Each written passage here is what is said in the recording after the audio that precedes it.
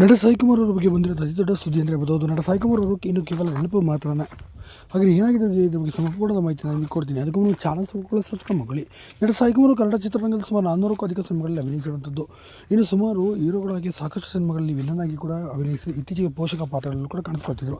ಸುಮಾರು 8-9 ವರ್ಷಗಳ ಚಿತ್ರರಂಗದಲ್ಲಿ ಅಲ್ಲೊಂದು ಇಲ್ಲೊಂದು ಗೆಸ್ಟ್ ರೋಲ್ಗಳು ಮಾಡೋದು ಬಿಟ್ಟರೆ ಯಾವುದೂ ಪೂರ್ಣ ಪ್ರಮಾಣದ ಸಿನಿಮಾಗಳಲ್ಲಿ ಅವರು ಕಾಣಿಸ್ಕೊಳ್ತಿಲ್ಲ ಅಂತ ಹೇಳ್ಬೋದು. ಇದಕ್ಕೆ ಕಾರಣಗಳು ಈಗ ಸಾಕಷ್ಟಿದೆ.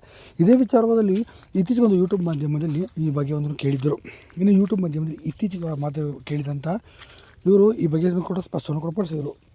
ಹೌದು, ಎಲ್ಲರೂ ಪ್ಯಾನ್ ಇಂಡಿಯಾ ಮತ್ತು ದೊಡ್ಡ ದೊಡ್ಡ ಸಿನಿಮಾಗಳು ಹಾಗೆ ಹಾಲಿವುಡ್ ಬಾಲಿವುಡ್ ಸ್ಟಾರ್ಗಳನ್ನ ಕರ್ಕೊಂಬಂದು ಸಿನಿಮಾ ಮಾಡೋಂಥದ್ದು ಈ ರೀತಿಗಳು ನಡೀತಿರೋದ್ರಿಂದ ನಮ್ಮಂಥ ಹಿರಿಯ ಕಲಾವಿದರಿಗೆ ಅಥವಾ ಹಳೆಯ ಕಲಾವಿದರಿಗೆ ಅವಕಾಶಗಳು ಸಿಗ್ತಿಲ್ಲ. ಇಲ್ಲಿಗಂಟ ಸಿಕ್ಕಿದ ಅವಕಾಶಗಳಲ್ಲಿ ಚೆನ್ನಾಗಿ ಮಾಡಿ ಸ್ವಂತ ಉದ್ಯಮಗಳನ್ನು ಮಾಡಿಕೊಂಡು ಯಾರು ಇವತ್ತು ಸೆಟಲ್ ಆಗಿದ್ದಾರೋ ಅವರೇ ಬುದ್ಧಿವಂತರು. ಅಥವಾ ಸಿನಿಮಾಗಳನ್ನೇ ನಂಬಿಕೊಂಡು ನಾನು ಸಾಯೋದಂಗೆ ಸಿನಿಮಾದಲ್ಲೇ ಇರ್ತೀನಿ ಅಂತ ಯಾರು ಅಂದುಕೊಂಡಿದ್ರೋ ಅವ್ರಿಗಿಂತ ದೊಡ್ಡರು ಮತ್ತು ಅಥವಾ ಶತಮೂರ್ಖರು ಯಾರೂ ಇಲ್ಲ ಅಂತಲೂ ಈ ಮೂಲಕ ನಾನು ಹೇಳ್ತೀನಿ.